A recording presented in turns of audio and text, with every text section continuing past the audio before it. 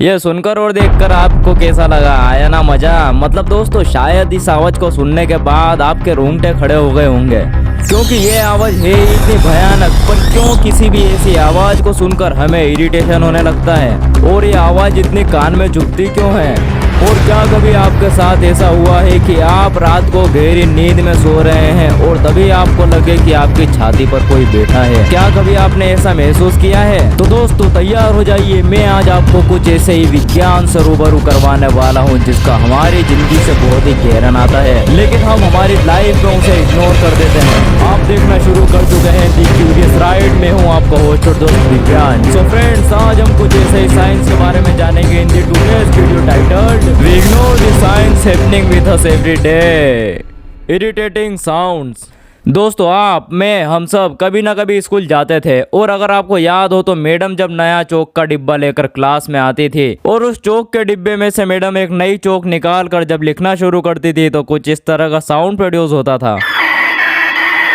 तो वो कितना खतरनाक और कान में चुभने वाला एहसास कराता था, जिससे हम अपना मुंह कुछ इस तरह बनाते थे और ना जाने कैसा लगता था। कार के अचानक से ब्रेक लगने पर होने वाली आवाज से, और दोस्तों कभी किसी के ब्लैक बोर्ड पर नाखून घिसने की आवाज से आपके अचानक से रोंगटे खड़े हो जाते हैं और आपको खराब एहसास होता है। लेकिन फ्रेंड्स, क्या कभी आपने ये जानने की कोशिश की है कि आखिर ये हमें होता क्यों है?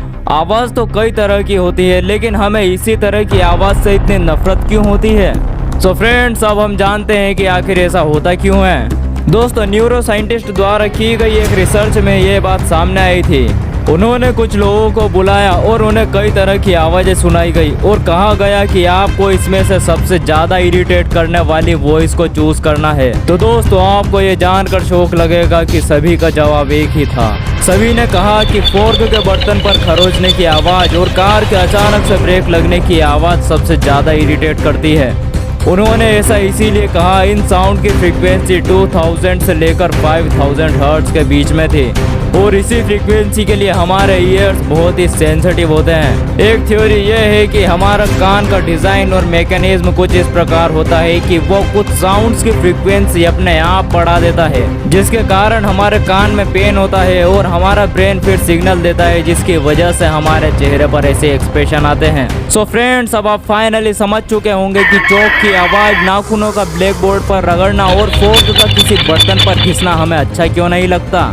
दोस्तों आपने कभी ना कभी तो महसूस किया होगा, या फिर आपने कई लोगों को यह बोलते सुना होगा कि सोते वक्त मेरे ऊपर कोई आकर बैठ जाता है और उस वक्त मैं अपने शरीर को हिला भी नहीं पाता। दोस्तों कई लोग तो इसे शैतान मानते हैं कि वो हमारी छाती पर रात को आकर बैठ जाता है। फ्रेंड्स, ये तो लोगों का मानना है, लेकिन लोगों के कहने से ये प्रूव तो नहीं हो जाता ना।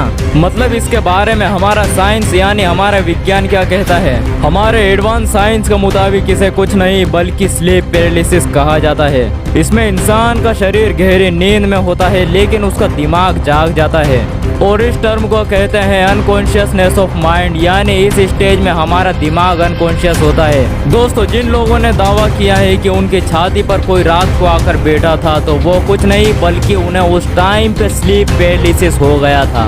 कई साइंटिस्ट का कहना है कि जिन लोगों को ये बार बार होता है वो लोग स्लीप पैरालिसिस के शिकार हैं। फ्रेंड्स, क्या कभी आपने रात को नाखून काटे हैं और आपकी मम्मी ने कहा बेटा रात को नाखून नहीं काटते? तो मेरा आपसे एक क्वेश्चन है कि रात में नाखून क्यों नहीं काटते? मतलब दोस्तों उसका कुछ तो रीजन होगा। क्यों नहीं पता?